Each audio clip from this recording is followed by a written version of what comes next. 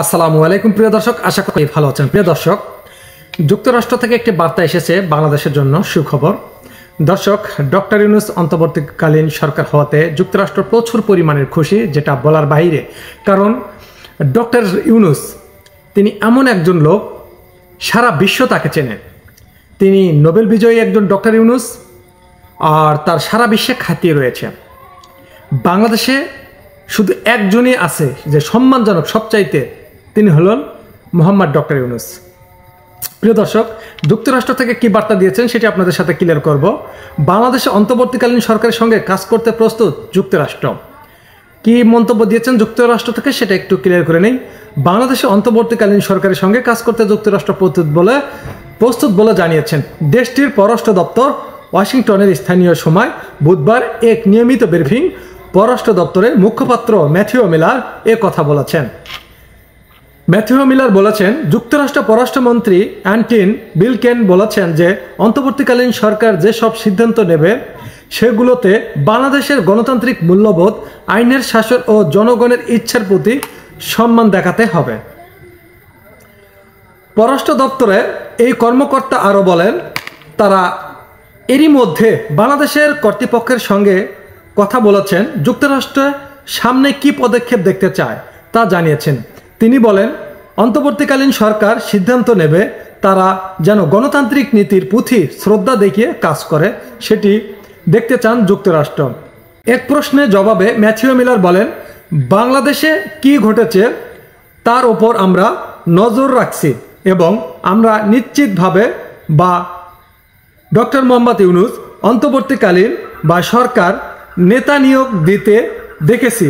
আমরা মনে করি বাংলাদেশের দীর্ঘমেয়াদে শান্তি এবং রাজনৈতিক স্থিতিশীলতা প্রতিষ্ঠান অন্তর্বর্তীকালীন সরকার গুরুত্বপূর্ণ ভূমিকা পালন করবে। এদিকে যুক্তরাষ্ট্র পররাষ্ট্র দপ্তরে আরেকজন মুখপাত্র ভারতীয় সংসদ সংস্থা পিটিআইটিকে বলেন, অন্তর্বর্তীকালীন সরকার বিষয়ক সব সিদ্ধান্ত গণতান্ত্রিক নীতি, আইন শাসন এবং বাংলাদেশের জনগণের আকাঙ্ক্ষা অনুযায়ী হওয়া উচিত। তিনি আরও বলেন, আমরা অন্তর্বর্তীকালীন সরকারের সঙ্গে কাজ করতে প্রস্তুত আছি, যেহেতু তারা বাংলাদেশের জনগণের জন্য একটি গণতান্ত্রিক ভবিষ্যৎ তৈরি করবে। ছাত্র জনতার বিক্ষোভে গত সোমবার বাংলাদেশের প্রতিমন্ত্রীর পদে থেকেই ইস্তফা দিয়ে দেশ ত্যাগ করেন শেখ হাসিনা। বর্তমানে তিনি ভারতে অবস্থান করছে। উদ্ভূত পরিস্থিতিতে নতুন অন্তর্বর্তীকালীন সরকার গঠিত হচ্ছে। শান্তিতে নোবেল বিজয়ী ডক্টর মোহাম্মদ ইউনূস নেতৃত্বে আজ রাত 8:30টায় নতুন সরকার উপদেষ্টার শপথ গ্রহণ করবে বলে বঙ্গভবন সূত্রে জানা গেছে। প্রিয় দর্শক, বাংলাদেশের সরকারকে প্রধানমন্ত্রী শেখ হাসিনার ছেলে সজীব ওয়াজেদ জয় সর্বশেষ ভিডিও বার্তা বিষয়ে এক প্রশ্নের জবাবে যুক্তরাষ্ট্রের পররাষ্ট্র দপ্তরের মুখপাত্র মিলার বলেন, নিজ দেশের কোনো নাগরিক বক্তব্য নিয়ে তার কোনো মন্তব্য নেই। যুক্তরাষ্ট্রের সজীব ওয়াজেদ বুধবার রাতে এক ভিডিও বার্তায় বলেন, এই যে আমাদের বর্তমান যারাই আছেন ক্ষমতায় তাদের আমি বলবো, আমরা একটি গণতান্ত্রিক শৃঙ্খলা নিরাপদ দেশ চাই। জঙ্গিবাদ মুক্ত তার জন্য আমরা সবার সঙ্গে আলোচনা করতে প্রস্তুত। শুধু তারাই যদি জঙ্গিবাদ এবং ভায়োলেন্স সহিংসতা বাদ দেয়, শেখ হাসিনা মরে যাননি, আমরা কোথাও যায়নি। বাংলাদেশের আওয়ামী লীগ ছাড়া গণতন্ত্রের নির্বাচন সম্ভব না। আওয়ামী লীগের নেতা কর্মীদের উদ্দেশ্যে সজীব ওয়াজেদ বলেন, আমি সবাইকে আহ্বান জানাচ্ছি, আপনারা সবাই সাহস নিয়ে দাঁড়ান। আমরা আছি, বঙ্গবন্ধু পরিবার কোথাও যায়নি। আমরা সবাই আপনাদের সাথেই রয়েছি। আমরা আপনাদের সঙ্গে আছি। দেশকে, আমাদের নেতাকর্মীদের এবং আওয়ামী লীগকে রক্ষা করার জন্য যা যা প্রয়োজন আমরা করতে প্রস্তুত রয়েছি।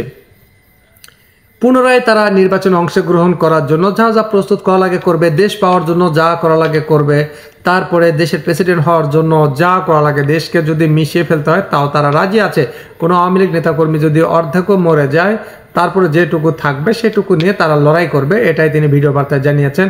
আর যুক্তরাষ্ট্র থেকে ম্যাথিউ মিলার তিনি বক্তব্য দিয়ে বলেছেন, বাংলাদেশের সাথে কাজ করতে চায় এবং ডক্টর ইউনূসের সাথে। ডক্টর ইউনূস দেশের জনগণের সাথে যা করবে যুক্তরাষ্ট্র তাই করবে এবং তারা অনেকটাই সাহায্য করবে। দেশে ডক্টর ইউনূস ফিরে অনেকের মনে শান্তি নেমে এসেছে, অনেকে ডক্টর ইউনূসকে হয়তো পছন্দ করে না। ডক্টর ইউনূসকে সারা বিশ্ব চেনেন। তিনি অত্যন্ত একজন ভালো মানুষ।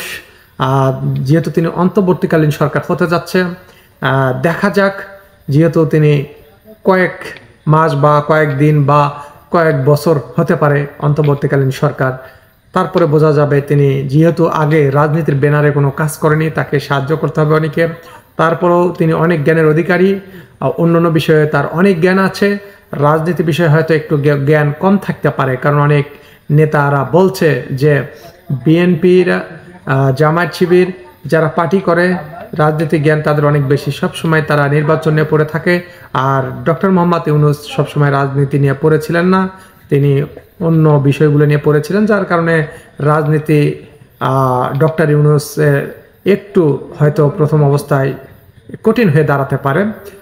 আরও যেহেতু নেতারা আছে, তারা যদি একটু হেল্প করে, রাষ্ট্রপতি থেকে শুরু করে সেনাপ্রধান, আরও অন্যান্য যে ব্যক্তিবর্গ আছে, তারা একটু সাহায্য করলে হয়তো বিষয়টা অনেক ভালো হবে এবং ক্লিয়ার হয়ে যাবে। তা ডক্টর ইউনূস বলেছেন, যে সরকার হবে তা মানুষকে রক্ষা করবে, সে মানুষের কোনো ক্ষতি করবে না, মানুষের কোনো রক্ত চোচা খাবে না, মানুষের কোনো ধন সম্পদ লুটা খাবে না, কোনো মানুষকে হত্যা করবে না, সবারই ভালো চাবে। তিনি এমন একটা মন্তব্য করেছেন এবং কেঁদে ফেলেছেন তিনি বক্তব্য দিয়ে।